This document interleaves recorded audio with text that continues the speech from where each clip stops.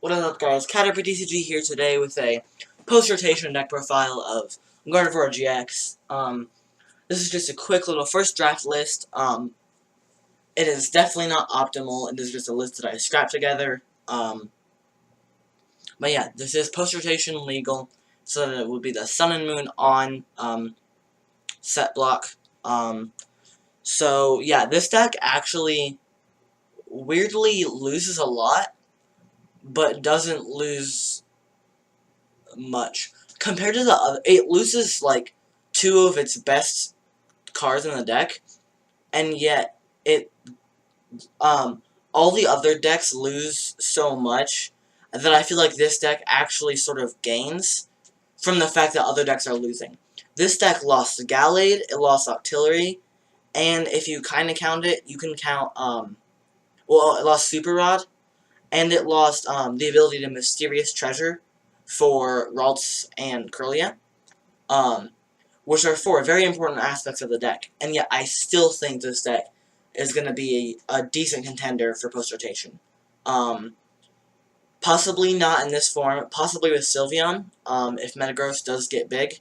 But if there's no Metagross, then I think that this deck, just straight, basically like it is in this list, is going to be one of the best decks in the format. So yeah, here's the list. There's 4 Ralts. If I'm correct, this is the only Ralts that we can use in Standard for a while. I don't fully remember what the other Ralts does, but the new Ralts coming out, in like Fairy Rise, the art is definitely better. I think it might be a better card as well, but I'm not sure. Kirlia, this is, I believe, the only Kirlia we have as well, so that's what we're playing for now. I'm pretty sure the Fairy Rise Ralts is better, but I don't think the Fairy Rise Kirlia is better. That's just, like, a feeling I have. I have no idea, to be honest. I'm probably wrong. For Gardevoir GX, this is one where there's not a new one coming out in Fairy Rise. There is a Gardevoir card in Fairy Rise that I do think will benefit this deck. But, yeah. So, Secret Spring is an amazing ability where it accelerates the fairy energy from your hand to a Pokemon, and Infinite Force does 30 times the number of energy from both active Pokemon. So this is usually doing 90 to 120 if you're not going for a one-shot. And then next turn you can Max Potion it and just do a little bit more damage. You just kind of chip away. And with 230 HP, Dark Resistance, and Max Potion, it is very tanky, very hard to take out. And you have the addition of Twilight GX, where you can shuffle back your Max Potions and your recovery cards, and maybe even Techs. So this is just a super great card for the deck. Yeah. 2 Leles. One attack is great for getting Bridget, for getting Apricorn Maker out into play. And you can get Nest Balls and get Pokemon that way. I'm actually going with, this is going to look very old. A lot of this list is actually, similar to the older lists that we've seen. Like, old as in, this looks very similar to the list I had post-rotation, or not post-rotation, or yeah, like post-rotation last year. But we have the one Diancie, super good card in Gardevoir. I loved playing this, in like my first few versions of Gardevoir. Sparkling Wish, you search your deck for a card, and you can, basically, you can instantly evolve one of your Pokemon. Super awesome. And then we also have a Vulpix, which has been a very good card in a lot of Stage 2 decks. Basically, you can just get 2 Pokemon for free. Another card that I believe that I included in my first draft list of this deck last year at around the same time. We have Deoxys, which is honestly just a worse Mewtwo. So, I've been told that Psychic Techs are good in Gardevoir.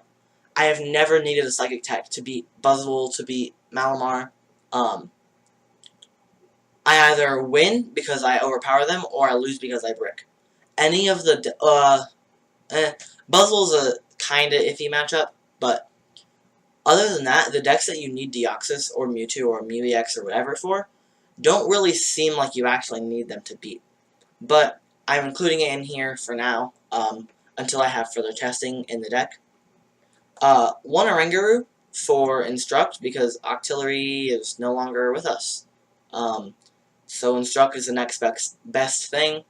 I'm kind of wondering about Marshadow and decks that play Mysterious Treasure.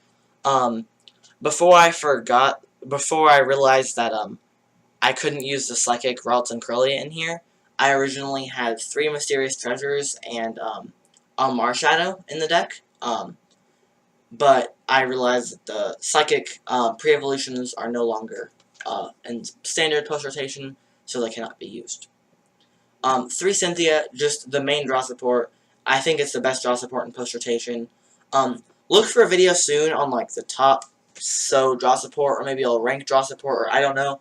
But I'm going to rank draw support in standard post-rotation very soon, so look out for that.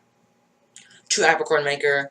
This is what I'm predicting is going to replace Bridget. It's super good.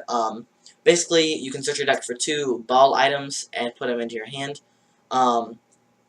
Super awesome card. Not quite as good as Bridget, but it's still good. And I know that Fan Club takes up less space, but it also is inferior in thinning the deck. So I think that Apricorn Maker is better. 2 Guzma. Guzma is very good in Gardevoir. By the way, this is actually very similar to the list I have right now in Standard. Other than the fact that the draw supporters are different, this is exactly, the supporter count is the same as the list I have in Gardevoir right now, in pre-rotation. 2 Judge, I think in most decks, Judge is going to be better than Copycat. It seems more useful, less situational. When the situation arises, Copycat is by far better, but I'm thinking right now Judge might be superior in most decks. 2 Tate Liza, I also don't know about this one, but it seems really cool, and it seems gimmicky, but essentially it's a Shauna, which didn't really see play, but it's still okay, and it's a switch, either or. So you can shuffle your hand and draw 5, which is alright. Shauna didn't really see play except sometimes in Greninja. Other than that, Shauna didn't really see much play. Oh, and sometimes in like mill decks. And then Switch doesn't always see that much play either. But without Float Stone, I think it will. But the fact that this is both in one, maybe, oh, I got Guzma and they're trying to stall. Well, Tate and Liza, you can either switch and not get stalled out, or you can get a fresh hand and try to get out of that position a different way. For items, we have 4 Rare Candy, just to get your Stage 2 into play. Ideally, you're not using Diancie and you're using Vulpix, because Vulpix seems to be able to give you a better board position, because it's 2 Pokemon. So ideally, you use Rare Candy and Vulpix, but Diancie is a good supplement for that. 4 Ultra Ball, just because you need to get the Pokemon that you need out into play. 3 Max Potion, like I said, Max Potion is amazing. I want to find space for 4, but I really can't right now. Max Potion is so good because you can tank, you can do a little bit of damage and then heal. Do a little bit of damage, heal. Eventually, you run out, you just put them back in the deck. Super good. Order Pad is like bad trainer's mail, so you can get out basically your rare candies and stuff. I think this could be cool in Stage 2 decks, in post-rotation. 3 Nest Balls for Apricorn Maker. Ooh, I need to hurry up, I'm running out of time. Sorry, I'm going to talk pretty fast. Nest Ball is just to interact with Apricorn Maker. Choice Band is to do more damage. Switch is because Float Stone doesn't exist. Rescue Stretcher and Recycler are like each sort of half of a Super Rod. So I feel like instead of playing 2 Super Rods, we're playing 1 of each. That's the best as I can explain it. And then 7 Fairy, 40 Z. Sorry I got kind of cut at the end. I probably should have explained numbers with Source Band, but I really can't. I don't have time. I can only do 10-minute videos right now, at the moment.